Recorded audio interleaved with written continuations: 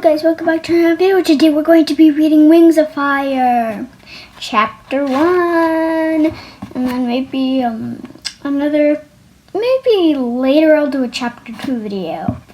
So I'm like on a big chapter. I actually almost finished the book, but I'm gonna read Chapter 1 for you guys who don't know. And now we're reading Wings of Fire, the Dragonet Prophecy. There's Clay.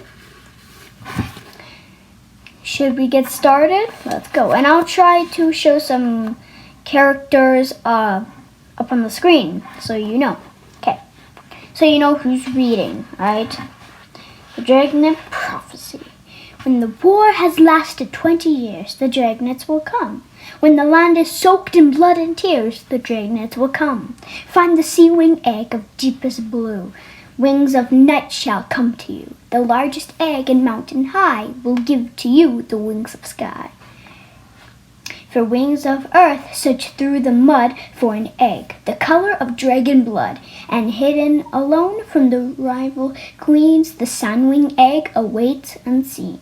Of 3 queens who blister and blaze and burn, 2 shall die and 1 shall learn. If she bows to a faith that is stronger and higher, she'll have the power of wings of fire.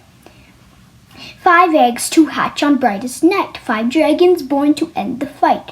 Darkness will rise to bring the light. The Dragonets are coming. There's just a little picture of a Nightwing. Yep. Clay's a Mudwing. If you don't know Clay, he's a dragon. Wings fire. Let's read. A dragon was trying to hide in the storm. Lightning flickered across the dark clouds. Hifter clutched his fragile cargo closer.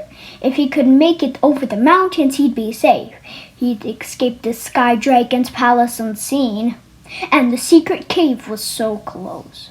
But his theft had not been as stealthy as he thought, and eyes as black as obsidian were already tracking him from below. The enormous dragon on the mountain ledge had pale gold scales that radiated heat like a desert horizon.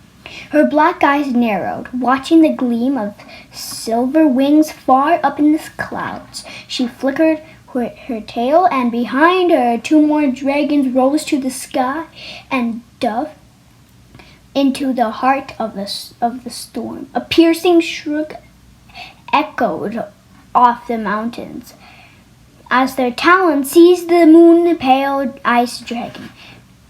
Bind his mouth, the waiting dragon ordered as her soldiers dropped Hifter on the silk, wet ledge in front of her. He was already inhaling, ready to attack quickly. One of the soldiers grabbed a chain from the pile of smoldering coals. He threw it around the ice dragon's snout, clamping his jaws together with a sizzling smell of burning scales. Hifter let out a muffled scream. Too late, the sand dragon's forked tongue slipping in and out of her mouth. You won't be using your freezing death breath on us, ice dragon. He was carrying this, Queen Burn, said one of the soldiers, handing her a dragon egg. Burn squinted at the egg through the downpour. This is not an Icewing egg, she hissed. You stole this from the Skywing Palace. The Icewing stared back at her. Hissing steam circled his snout, where the hot chains met cold silver scales. You thought you got away unnoticed, didn't you? Burn said. My Skywing ally is not a fool. Queen Scarlet knows everything that happens in her kingdom. Her lookouts reported an Icewing thief sneaking away, and I decided finding you might add some violence to my boring visit. Burn held the large egg up to the light of the fire and turned it slowly. Red and gold shimmered below the pale, smooth surface. Yes, this is a Skywing egg about to hatch, Burn muzzed. Why would my sister send you to steal a Skywing Dragonet? Blaze hates any dragon younger and prettier than she is. She thought for a moment as rain drummed on the ledge around them. Unless the brightest night is tomorrow. Her tail flicked up like a scorpion's, the poisonous barb inches from Hifter's eyes. You're not in Blaze Army, are you? You're the one who snipped underground peacemongers. The talons of peace, said one of the soldiers. You mean they're real? Burns snorted. A few worms crying over a little blood. Unwrap his chains. He won't be able to freeze us until his scales cool down. The enormous sand dragon leaned closer as her soldier pulled the chain away. Tell me, Ice Dragon, do you really believe in the pompous old Nightwing's prophecy? Haven't enough dragons died for your war? Snarled Hifter, wincing at the pain in his jaws. All of Pariah was suffered for the last 12 years, the prophecy says. I don't care. No prophecy decides what happens to me, Bern interrupted. I'm not letting a bunch of words or baby dragons choose when I die or what I bow to. We can have peace when my sisters are dead. And I am queen of the Sandwings. Her venomous tail dipped closer to the silver dragon. Rain pattered on Hifter's scales. He glared up at her. The dragonets are coming, whether you like it or not. They'll choose who the next Sandwing queen should be. Really? Bern stepped back and turned the egg slowly between her talons.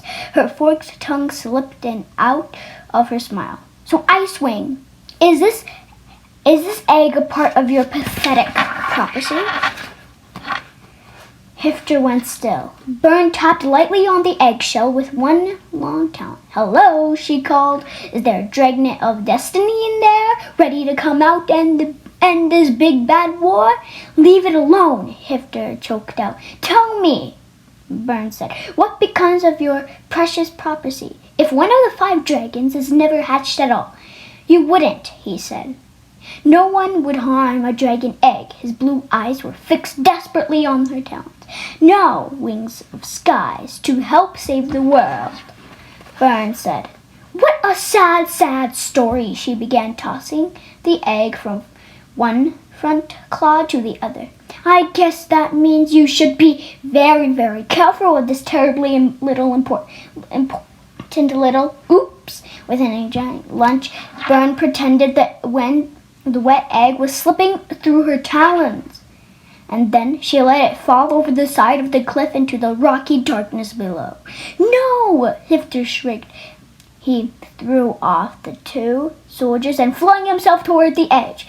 Bern slammed her massive claws down on his neck. So much for destiny, she smirked. So much for your tragic little movement. You're a monster, the Icewing gasped, withering under her talons. His voice cracked with despair. We'll never give up. The dragonets will come and stop this war. Bern leaned down to hiss into his ear. Even if they do, it'll be far too late for you. Her claws ripped through the silver dragon's wings, shredding them as Hifter shrieked in agony. With a swift movement, she stabbed her poisonous tail through his skull and flung the long silver body over the edge of the cliff. The ice dragon's screams cut off long before the echoes of his corpse, slamming into the rocks below. The Sandwing turned her black eyes to the soldiers. Perfect, she said. That should be the last we hear about that stupid prophecy, she said out her talons so the rain could wash away the glistening dragon blood. Let's go find something else to kill. The 3 dragons spread their wings and lifted off into the dark clouds. Sometime far below, a large dragon the color of rust crawled over the rocks to the broken body of the ice dragon. She nugged his tail aside and lifted a shard of eggshell from underneath it, then slipped back into the labyrinth of caves underneath the cliffs. Stone walls brushed against their wings. She breathed out a plume of flame to light her long way. The dark passage, deep into the mountain. I stand with the talons of peace, hissed a voice in the shadow. Kestrel, is that you? We await the wings of fire, answered the red dragon. A blue-green sandwing emerged from a side cave, and she tossed the eggshell at his feet. Not that. It'll do us much good now, she snarled. Hifter is dead. The sea wing stared at the eggshell, but the skywing egg broke in, she said. Gone. It's over, Webs. It can't be, he said. Tomorrow is the brightest night. The 3 moons will be full for the first time in a century. The dragonets of the prophecy have to hatch tomorrow. Well, one of them is already dead, Kestrel said. Rage flickered in her eyes. I knew I should have stolen the skywing egg myself. I know the Sky Kingdom. They wouldn't have caught me at a second time. Webs grimaced, scratching one claw over the gills along his neck. Asha is dead too. Asha, a spurt of flame shot from Kestrel's nose. How? Caught in a battle between Blazes and Blister's forces on the way here. She still made it with the red mudwing egg, but she died of her wounds soon after. So it's just you and me and Dune to raise the little worms, Kestrel growled. For a prophecy that can never be fulfilled, let's break the cursed eggs now and be done with it. We'll be long gone before the talons of peace return for the dragonets. No! Webs hissed. Keeping the dragons alive for the next 8 years is more important than anything. If you don't want to be part of that. All right, enough, Kestrel snapped. I'm the strongest dragon in the talons of peace. You need me. It doesn't matter how I feel about nasty little dragonets. She eyed the eggshell on the floor, rubbing her scared palms together. Although I thought at least one of them would be a skywing. I'll find us a 5th dragonet. Webs pushed past her scales, scraping against rock. There's no way back into the Sky Kingdom brainless, she said. They'll be guarding the hatchery closely now. Then I'll get an egg somewhere else, he said grimly. The rainwings don't even count their eggs. I could take one from the rainforest without anyone noticing.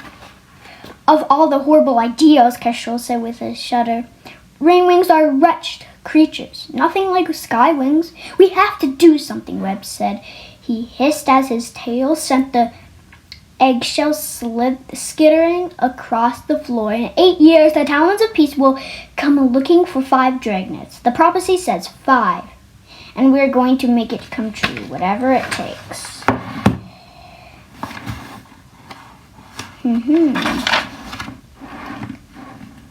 Okay, so we made it to chapter 1 and we already read enough, so I think we're gonna save the rest for chapter 1. See you guys, and I'll make sure I put the pictures, and I'll put the dragon pictures, and bye-bye.